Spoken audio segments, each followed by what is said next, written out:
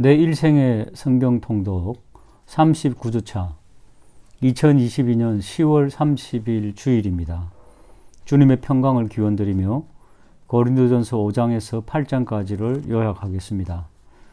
고린도전서 5장은 바울이 교회 안에서의 음행에 관한 문제를 강하게 다루고 있습니다. 8절에서 10절까지 이러므로 우리가 명절을 지키되 묵은 누룩으로도 말고 악하고 악의에 찬 누룩으로도 말고 누룩이 없이 오직 순전함과 진실함의 떡으로 하자.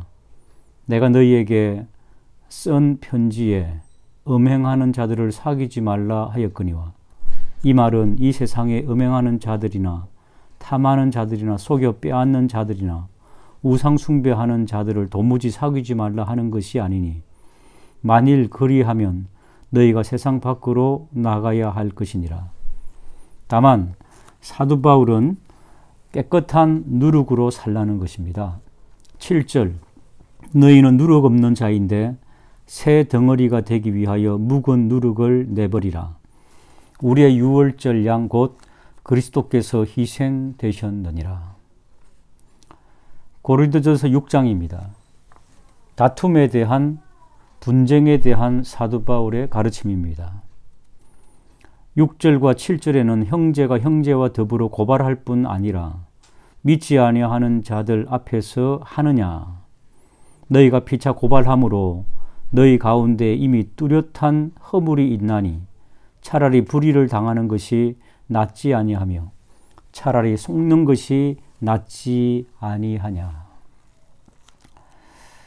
9절에서 10절까지는 이 다툼과 분쟁과 더불어서 하나님의 나라를 유업으로 받을 수 없는 자들, 불의한 자가 하나님의 나라를 유업으로 받을 줄을 알지 못하느냐, 받지 못할 줄을 알지 못하느냐, 미혹을 받지 말라. 음행하는 자나 우상 숭배하는 자나 간음하는 자나 탐색하는 자나 남색하는 자나 도적이나 탐욕을 부리는 자나 술 취하는 자나 모욕하는 자나 속여 빼앗는 자들은 하나님의 나라를 유업으로 받지 못하리라. 그러므로 우리는 하나님의 것임을 명심하며 살아야 함을 사도 바울은 강조하고 있습니다. 19절에서 20절 너희 몸은 너희가 하나님께로부터 받은 바 너희 가운데 계신 성령의 전인 줄을 알지 못하느냐. 너희는 너희 자신의 것이 아니라 값으로 산 것이 되었으니 그런즉 너희 몸으로 하나님께 영광을 돌리라. 고린도전서 7장입니다. 계속해서 고린도 교회 안에 음행의 문제에 대한 문제를 다루면서 음행을 극복하는 방법을 말씀합니다. 2절에서 3절 음행을 피하기 위하여 남자마다 자기 아내를 두고 여자마다 자기 남편을 두라. 남편은 그 아내에 대한 의무를 다하고 아내도 그 남편에게 그렇게 할지니라. 또한 믿지 아니하는 배우자를 둔 그리스도인의 부부는 어떻게 태도를 결정해야 하는지 13절에서 14절까지 어떤 여자에게 믿지 아니하는 남편이 있어 아내와 함께 살기를 좋아하거든 그 남편을 버리지 말라. 믿지 아니하는 남편이 아내로 말미암아 거룩하게 되고 믿지 아니하는 아내가 남편으로 말미암아 거룩하게 되나니 그렇지 아니하면 너희 자녀도 깨끗하지 못하니라. 그러나 이제 거룩하니라. 사도 바울은 그러므로 그리스도인의 삶의 원리를 다음과 같이 강조하고 있습니다. 17절에서 20절 오직 주께서 각 사람에게 나눠주신 대로 하나님이 각 사람을 부르신 그대로 행하라. 내가 모든 교회에서 이와 같이 명하노라.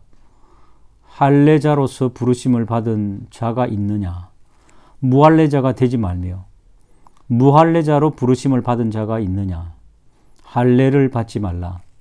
할례 받는 것도 아무것도 아니요 할례 받지 아니하는 것도 아무것도 아니로되 오직 하나님의 계명을 지킬 따름이니라. 각 사람은 부르심을 받은 그 부르심 그대로 지내라. 아멘. 고린도전서 8장입니다. 우상의 제물에 대한 사도 바울의 교훈입니다. 4절 그러므로 우상의 제물을 먹는 일에 대하여는 우리가 우상은 아무것도 아니며 또한 하나님은 한 분밖에 없는 줄 아노라. 그러나 우리에게는 한 하나님 곧 아버지가 계시니 만물이 그에게서 났고 우리도 그를 위하여 있고 또한 한 주 예수 그리스도께서 계시니 만물이 그로 말미암고 우리도 그로 말미암았느니라. 6절과 7절은 이렇게 설명하고 있습니다. 그러나 이 지식은 모든 사람에게 있는 것이 아니므로 어떤 이들은 지금까지 우상에 대한 습관이 있어 우상의 제물을 알고 먹는 거로 그들의 양심이 약하여지고 더러워지느니라. 그래서 9절에 있는 말씀처럼 그런즉 너희의 자유가 믿음이 약한 자들에게 걸려 넘어지게 하는 것이 되지 않도록 조심하라. 사도 바울 선생님이 강조하는 것은 각자의 부르심 속에서 하나님께서 주신 하나님을 아는 지식과 지혜로서 아름답게 대처하라는 말씀입니다. 오늘도 복된 주일 주 안에서 말씀으로 풍성하시기를 주님의 이름으로 축복합니다. 고린도전서 9장에서 12장 말씀 요약해 드리겠습니다. 9장에서 바울은 자신은 자유인이며 사도라 말합니다. 그러나 자신의 권리를 모두 사용하지 않았다고 고백하죠. 베드로처럼 아내를 데리고 다닐 권리가 있고 수고의 삭슬 받을 권리가 있지만 그는 그것을 좀처럼 쓰지 않았습니다. 복음으로 말미암아 내게 있는 권리를 다 쓰지 아니하는 것이 자신의 자랑이라고 또한 하나님께 받을 상인 것처럼 그는 말씀하고 있습니다. 또한 그는 유대인과 같이 되었고 율법 아래에 있는 자 같이 되었고 자신은 유대인과 율법 아래에 있는 자가 아니지만 모든 사람에게 종처럼 된 것은 많은 사람을 얻고자 하기 위함이다. 내가 여러 모습으로 다른 사람들에게 맞춰진 것은 그 사람들로 하여금 구원을 얻게 하려 합니다. 라고 이렇게 말씀하고 있습니다. 또한 자신의 몸을 쳐 복종하기를 그는 간절히 바라고 있습니다. 10장에서 바울은 형제들에게 겸손할 것을 말씀합니다. 왜냐하면 구약의 예를 드는데 조상들이 다 구름 안에 있었고 바다 가운데 지날 때 세례를 받았지만 그들은 악을 즐겨하는 자들이 되었고 우상 숭배하는 자들이 되었고 음행하는 자들이 되었기 때문입니다. 그래서 선줄로 생각하는 자는 넘어질까 조심하라고 권면합니다. 그러나 우리가 넘어질 정도의 시험을 당할 때 하나님께서 감당할 시험밖에 너에게 당한 것이 없고 오직 하나님을 신뢰할 만하기 때문에 시험 당할 즈음에 피할 길을 내신다고 말씀합니다. 또한 주의 성찬을 먹을 때 우상의 제물을 먹는 제단에 참여하지 말 것을 경고합니다. 주의 장과 주의 성찬을 먹는 자들은 우상의 제물을 먹는 그곳에 가지 않는 것이죠. 우상의 제물에 대해서는 시장에 파는 고기에 대해서는 다른 사람의 덕을 세우면서 먹고 또한 먹지 않을 것을 판단하라고 말씀하고 있습니다. 11장에서 바울은 내가 그리스도를 본받는 자 된 것 같이 너희는 나를 본받는 자가 되어라 이렇게 말씀하고 있습니다. 남자나 여자나 주 안에서 서로 존중할 것을 말씀하며 교회에서 분쟁이 없기를 바라며 또한 특별히 성찬을 먹을 때에 먼저 먹는 사람, 나중에 먹는 사람이 있는 것이 아니라 함께 기다리고 주의 떡과 잔을 하나님의 은혜 가운데 기념하며 먹고 마실 것을 강력하게 권면하고 있습니다. 또한 주의 떡과 잔을 합당하게 먹지 않으면 죄를 먹고 마시는 것이라고 경고하고 있는 것이죠. 12장에서 바울은 신령한 것들에 대해서 너희가 알기를 원한다고 말씀합니다. 성령께서 은사를 우리에게 주셨기 때문에 그 은사로 주의 몸을 세우기를 바라고 있습니다. 지혜의 말씀, 지식의 말씀, 병 고치는 은사 등 많은 은사를 주시는 이유는 한 성령으로 하나님의 뜻 가운데 각 사람에게 나누어 주어서 주님의 교회를 세우기 위한 것입니다. 그래서 서로 비교하지 말고 눈과 귀가 다르고 입과 코가 다른 것처럼 각각 은사는 어떤 것이 우월하며 어떤 것이 열등한 것이 아니라 자신에게 주신 은사로 그리스도 몸을 각 지체라고 생각하여 그리스도 몸을 더욱더 견고하게 세울 것을 말씀하고 있습니다. 이상 고린도전서 9장에서 12장 말씀 요약 마치도록 하겠습니다. 11월 1일 성경 통독 본문은 고린도전서 13장에서 16장입니다. 먼저 13장은 최고 절대 근본 은사인 사랑의 찬가로 크게 세 부분으로 나뉘어집니다. 먼저 1절에서 3절은 그 어떤 신앙의 능력과 덕목도 사랑이 전제되지 않는다면 무가치하다는 사실인 사랑의 필수성에 대하여 전하고 4절에서 7절은 사랑에 대한 이론적 관점이 아니라 실천적 관점에서 사랑이 드러났을 때의 특성을 밝히므로 사랑의 필수적인 요청을 명확하게 정의하고 있습니다. 끝으로 8절에서 13절은 사랑 자체가 영원하고 또 절대적인 사실 자체를 선포함으로써 결국 이런 사랑을 성도가 갖고 또 실천해야 마땅함을 암묵적으로 전하면서 사랑의 찬가를 마무리 짓고 있습니다. 14장은 은사의 신뢰로 예언과 방언의 바른 활용에 대하여 권면하고 있는데 공적 예배의 질서 유지에 관하여 또한 권면하는 결론을 냅니다.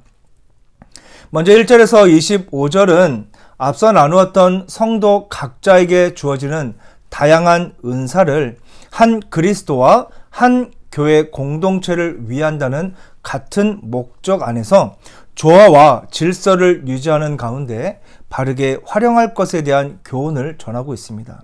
그 예로 초대교회 당시에 가장 대표적인 은사였던 예언과 방언을 들어 설명을 하고 있습니다. 그리고 후반부 26절에서 40절은 은사를 특히 공적 예배 시에 선하고 질서 있게 활용할 것을 특별하게 강조하고 있습니다. 또한 앞선 11장에서 전한 교회 안에서의 질서 유지를 위한 여성의 자제를 권면하면서 은사에 대한 교훈뿐만 아니라 공예배 시의 질서 문제에 대한 전반적인 문제를 종결시키고 있습니다. 15장은 기독교 신앙의 핵심 근거인 근거 중에 하나인 부활에 관하여 전하는데 부활의 확실성과 부활 이후의 성도의 몸의 상태 및 부활로 인한 성도의 궁극적인 승리에 대하여 교훈하고 있습니다. 구체적으로 전반부 1절에서 34절은 부활을 확신하지 못하여 신앙의 토대가 굳건하지 못한 고린도 성도들에게 그리스도 예수 안에서의 부활의 확실성 자체를 강조합니다. 그리고 중반부 35절에서 49절은 당시 고린도 교회 성도들이 부활에 대해 갖고 있던 가장 큰 의문인 부활 이후의 성도의 몸의 상태에 대하여 설명하고 있습니다. 끝으로 50절에서 58절은 결론적으로 영생을 위한 성도의 부활이 성도에게 보장하는 최후 승리의 확실성을 각성시키면서 신앙을 굳건히 할 것을 권면하고 있습니다. 끝으로 16장은 고린도 전서를 종결하는 장으로 형식상 두 부분으로 나뉘어집니다. 먼저 전반부 1절에서 4절은 당시 큰 기근을 당하여 고통당하고 있던 예루살렘 교회를 위한 구제 연보의 방법에 대해 고린도 교인들이 질문한 것에 대한 바울의 답변입니다. 그리고 후반부 5절에서 24절은 본론을 마치고 편지를 마감하는 종결부로 고린도 교회 설립자요 사도로서의 바울 자신의 목회 계획과 디모데와 아볼로 등의 고린도 교회 방문 계획, 그리고 그들에 대한 바른 예우에 대하여 명령을 합니다. 또한 사랑과 용기라는 신앙생활의 두 기본 자세에 대하여 권면하고, 고린도 교회 몇몇 일꾼들에 대해 칭찬과 그런 선한 일꾼을 대하는 바른 자세에 대해서 권면을 전하고 있습니다. 그리고 끝으로 고린도전서 전체를 마감하는 마지막 문안 인사와 축도로 끝을 맺고 있습니다. 오늘 읽으실 말씀은 고린도후서 1장에서 4장 말씀입니다. 먼저 고린도후서 1장에서 바울은 자신이 고린도 교회를 방문할 계획이었으나 사정에 의해 방문치 못함을 인해 오해하는 성도들에게 자신의 진실을 밝힘으로써 성도들을 위로하고 있습니다.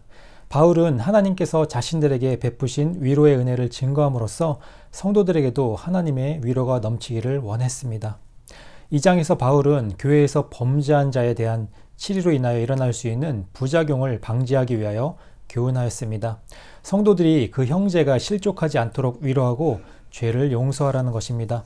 이러한 바울의 교훈은 교회의 모든 일이 그리스도의 사랑으로 열매를 맺어야 함을 의미합니다.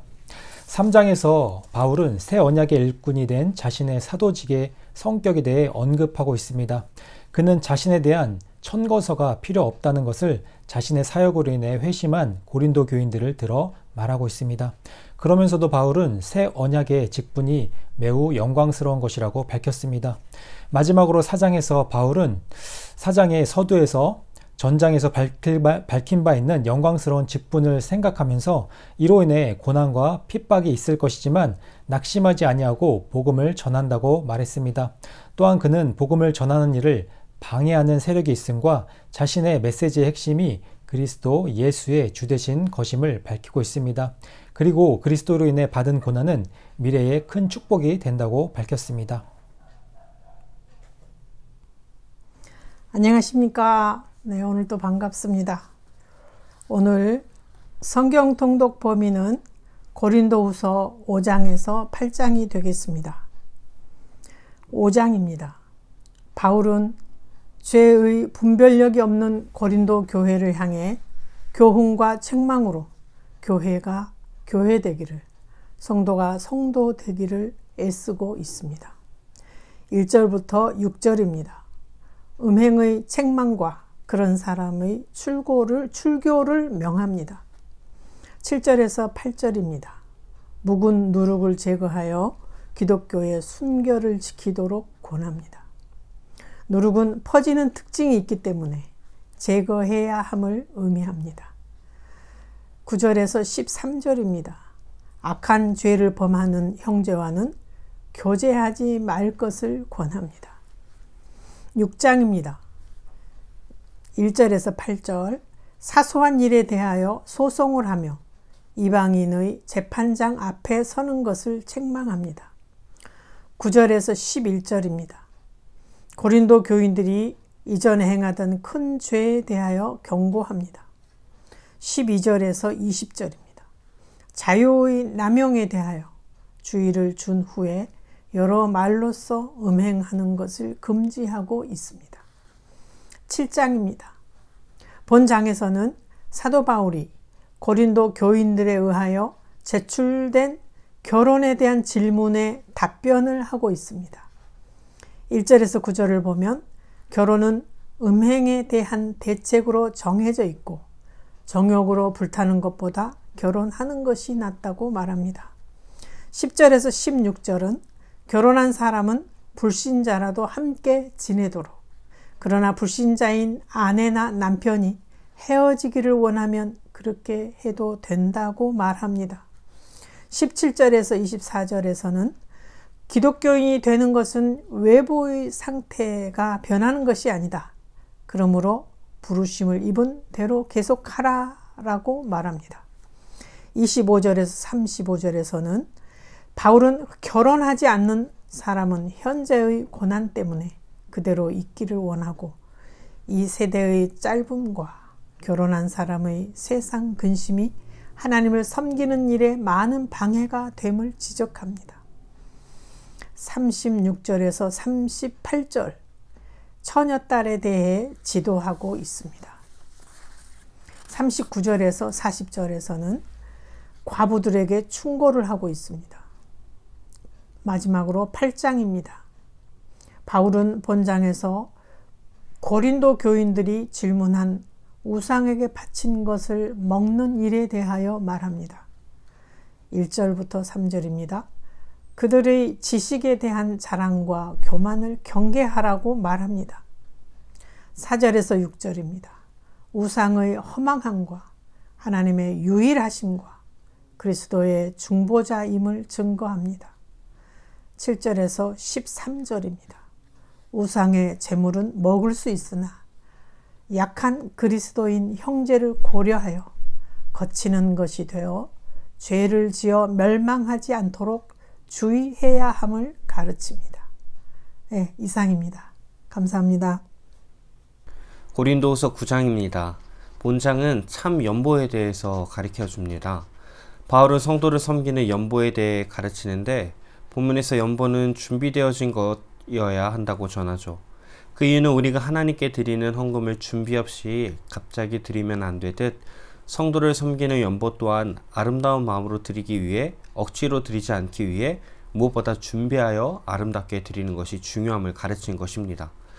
그래서 연보를 함에 있어서 인색하지 말라 하며 하나님은 즐거운 마음으로 내는 자를 사랑하신다고 전하십니다. 그리고 바울은 우리의 연보를 하나님이 채워주시고 나눌 수 있게 넉넉히 해주신 것이라 말하고 있습니다. 그래서 성도는 후한 연보를 통해 하나님께 영광이 되어야 하는 것이죠. 10장입니다. 바울은 1절에서 11절을 통해 말합니다. 자신이 사도로서 그 고린도 교회를 어떻게 섬겼는지, 즉 바울은 그리스도의 신실한 종으로 유순함, 담대함, 온유와 관용으로 그 교회를 섬겼음을 이야기하죠. 그리고 바울은 4절, 우리의 싸우는 무기는 육신에 속한 것이 아니요 오직 어떤 견고한 신도 무너뜨리는 하나님의 능력이라 말합니다. 바울은 계속하여 사도권을 변호하며 12절 이후로 참 사도와 거짓 사도의 모습을 대조하며 참 사도의 기준을 제시하고 자신이 참 사도됨을 증거하고 있습니다. 11장입니다. 바울은 계속하여 고린도 교회를 선동하는 거짓 사도들을 이야기하며 그들이 와서 다른 예수를 전파하고 다른 영을 받게 하며 다른 복음을 받게 할 때 너희가 그것을 잘 용납한다. 즉 그들이 지금 거짓 사도에 힘없이 넘어가고 있다는 것을 지적하고 있습니다. 그러면서 바울은 6절부터 자신이 참 사도로서 바른 지식을 전했고 자신을 낮추었으며 물질적으로 남에게 누를 끼치지 않았고 성도들을 사랑하고 그리스도의 진리를 갖고 그들을 섬겼음을 강조합니다. 그러면서 13절에서 15절에서는 거짓 사도에 대한 경고를 서슴없이 경고합니다. 또 바울은 16절부터 자신의 이력을 이야기합니다. 이것은 바울이 자신을 자랑하려는 것이 아닌 거짓 사도들에 비해 자신의 이력에도 그것을 자신은 드러내지 않고 겸손히 그리스도만을 위해 살았다는 것을 전하는 것이죠. 바울은 사실 자랑할 것이 많은데도 자신의 약함을 통해 예수님만을 드러내길 원했던 신실한 종이었습니다. 12장입니다. 본장은 일명 바울은 자신이 본 환상, 셋째 하늘에 대한 환상에 대해 이야기합니다. 바울이 자신이 본 환상을 이야기하는 것은 바울이 영적 경험이 없다는 공격에 대한 변호로서 이야기하는 것입니다.